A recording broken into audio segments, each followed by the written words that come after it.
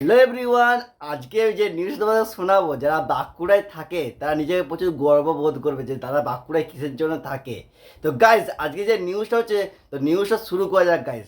তো নিউজটা কি, গতকাল আগের দিন তোমাদেরকে আমি বলছিলাম গাইজ যে আমাদের রাজ্য বাজেট পেশ হয়েছিল গাইজ। তো কি বলছে সেই নিউজটাতে, গতকাল রাজ্য বাজেটে নতুন জেলা গঠনের ঘোষণা, বড় গর্বের খবর, পশ্চিমবঙ্গের বৃহত্তম জেলা হতে চলেছে বাঁকুড়া। আমাদের বাঁকুড়া হচ্ছে পশ্চিমবঙ্গের সব থেকে বৃহত্তম জেলা হতে চলেছে।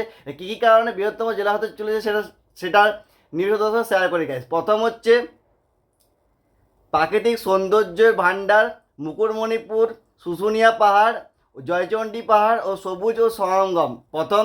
সেকেন্ড হচ্ছে গাইজ ঐতিহ্য সাংস্কৃতিকের আধার ও বিষ্ণুপুরের মন্দির নগরী ও টেরাকোরিক ঐশ্বর্য, বিষ্ণুপুর টেরাকোরিক সৌন্দর্যের জন্য সেকেন্ড। আর থার্ড হচ্ছে গাইস সমৃদ্ধ লোকগীতি ও শিল্প সংস্কৃতি ও বাঁকুড়ার ঘোড়া বালুচুরির জন্য থার্ড।